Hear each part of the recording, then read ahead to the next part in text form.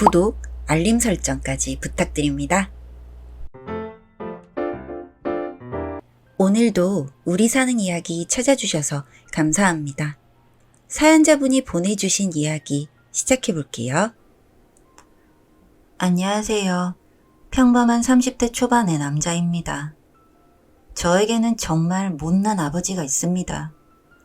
술을 좋아하시고 의리를 중요하게 생각하시며 남들에게는 누구보다 친절했던 아버지는 집에만 들어오시면 저와 남동생, 어머니를 괴롭히는 못난 아버지였습니다.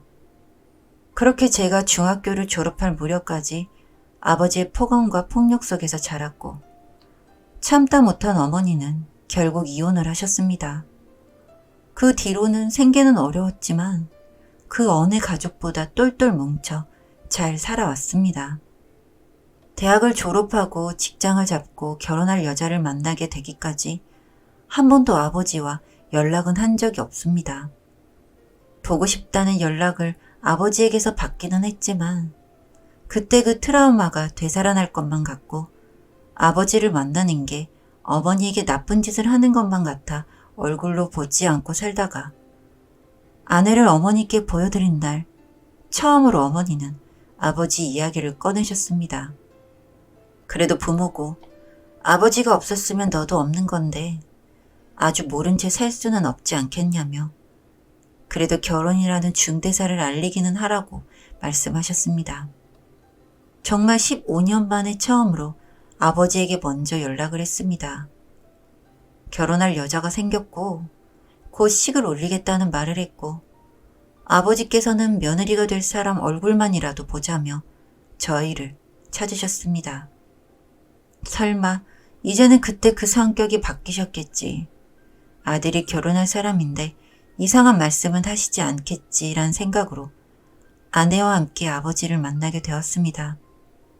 제 기억 속의 아버지는 어린 시절에 제가 보기에도 골격이 크시고 배도 조금 나오신 풍채가 좋은 분이었는데 지금 제 눈앞의 아버지는 정말 눈 주위가 꿈뻑 들어갈 정도로 앙상하게 마른 모습이셨습니다. 얼굴도 가만히 들여다보지 않으면 절대 제 아버지라고는 생각이 되지 않을 만큼 많이 변한 모습에 그토록 미워했던 아버지가 가엾게 느껴졌습니다. 이혼 후 어떤 대학에 들어가서 무슨 노력을 했고 어떤 직장을 갖게 되었으며 결혼을 결심하게 된 이야기까지 하다 보니 어느덧 시간이 많이 흐르게 되었습니다. 제 이야기를 너무 궁금해하시던 아버지는 제 이야기가 끝날 때쯤 옆에서 지켜봐 주지 못해 미안하다 라고 말씀을 하셨습니다. 저는 그동안 아버지가 없는 빈자리를 채우기 위해서 제가 했던 모든 고생과 고민들이 그 한마디로 위로가 되는 기분이었고 이내 아버지를 껴안고 크게 울었습니다. 제가 너무 어린 나이에 비워진 아버지의 자리가 너무 고생스럽고 힘들어서 그만큼 아버지를 미워했었지만 초라한 모습의 아버지가 진심 어린 사과를 하니 저도 모르게 다 용서를 할 수 있을 것 같은 생각이 들었습니다.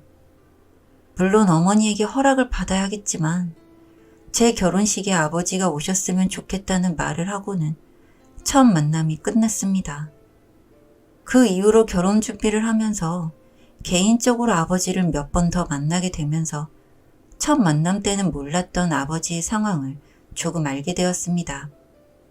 어머니와 이혼을 하신 후 다른 분과 재혼을 하셨는데 금전 문제로 어떤 다툼이 있어 오래지 않아 다시 이혼을 하게 되셨고 친구분을 믿으셨다가 큰 돈도 잃고 그 이후로 신장에 문제가 생겨 하루하루 투석기에 의존해 살아가고 계신다는 점까지 정말 아버지에 대한 이야기를 들을수록 어린 시절 생각하고 싶지도 않은 아버지에 대한 이미지보다는 정말 가엾고 잘 사셨으면 하는 마음이 커져만 갔습니다. 그렇게 생각이 들 때쯤 아버지께서 제게 넌지시 신장 이식에 대한 이야기를 꺼내셨습니다. 정확히 제게 신장 기증을 해달라는 말씀은 없으셨으나 뉘앙스나 말씀하시는 분위기로 봤을 때 제가 아버지께 신장을 기증해줬으면 하는 말씀을 하셨습니다. 이런 아버지의 상황을 몰랐을 때라면 말도 안 되는 이야기를 치부했을 텐데 이미 많이 아버지를 속으로 용서한 상태이며 하루 3시간씩 투석기에 의존해 살고 있는 모습을 보았던 터라 저도 고민이 깊어졌습니다. 해드려야 하나 아니면 그냥 모른 채 살아야 하나 정말 많이 고민을 하고 고민을 했을 때 그래도 못난 아버지이지만 제게는 하나밖에 없는 아버지이고 힘들게 사시는 모습보다는 건강하게 잘 사셨으면 하는 마음이 있어서 기증을 해드리겠다고 말씀을 드렸습니다. 처음 이야기를 들으셨을 때는 한사코 거절하시다가 이내 너무 고맙다며 제 손을 잡고 펑펑 우셨습니다. 앞으로 그동안 못했던 아버지 노릇을 하면서 남은 생을 사시겠다며 우시는데 그 모습을 보니 잘한 결정이라 생각이 들었습니다.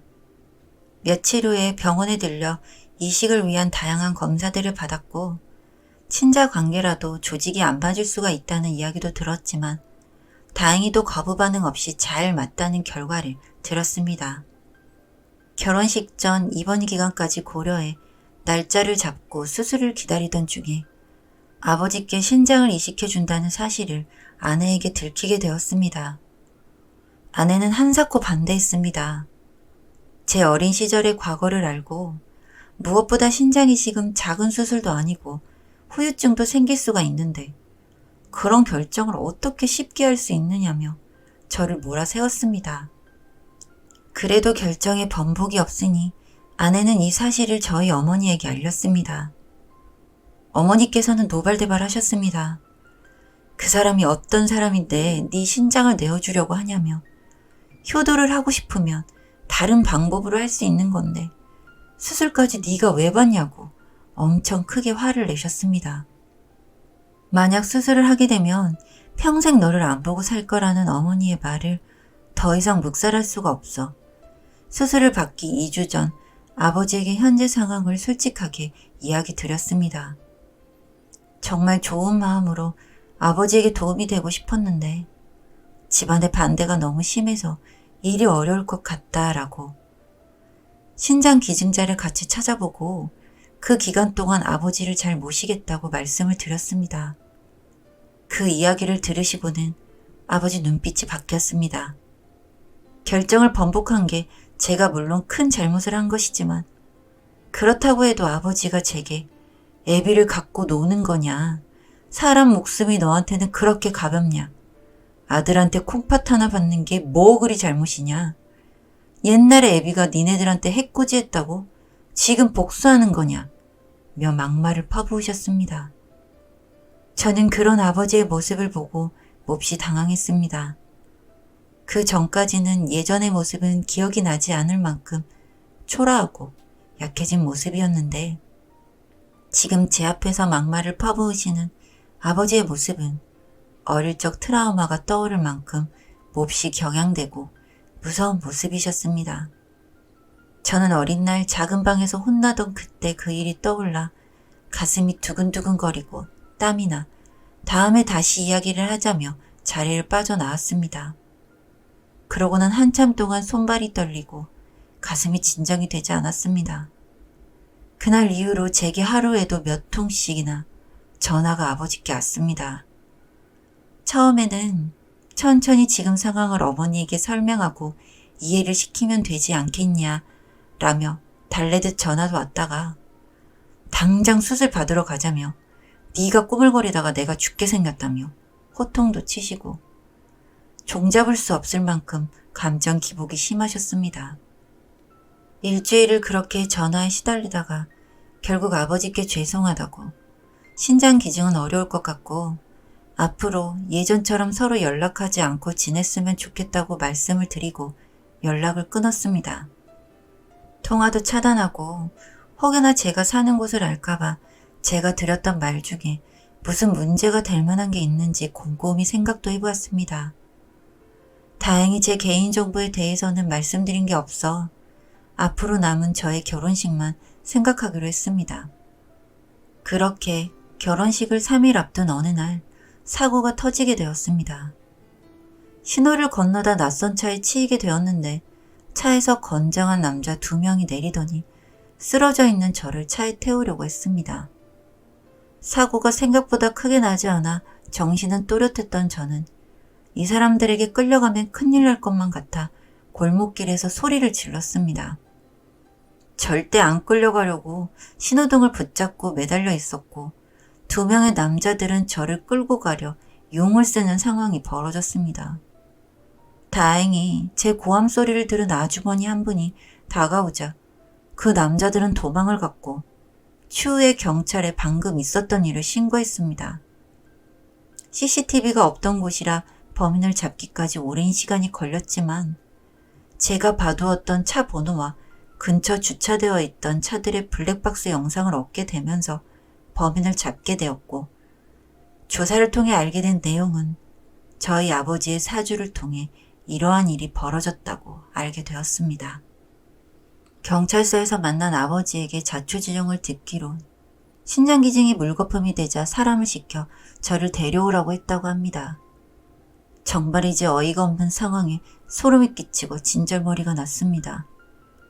정말 제가 가졌던 동정심과 쓸데없는 감수성 때문에 이런 일이 생긴 것만 같아 너무 화가 나고 사람은 바뀌지 않는다는 말이 다시금 실감이 났습니다. 이후 아버지는 납치에 관한 혐의로 실형을 살게 되셨고 결혼을 한 지금 저는 그때 그 기억 때문에 아버지가 저를 찾을 수 없는 타지에 와서 살고 있습니다.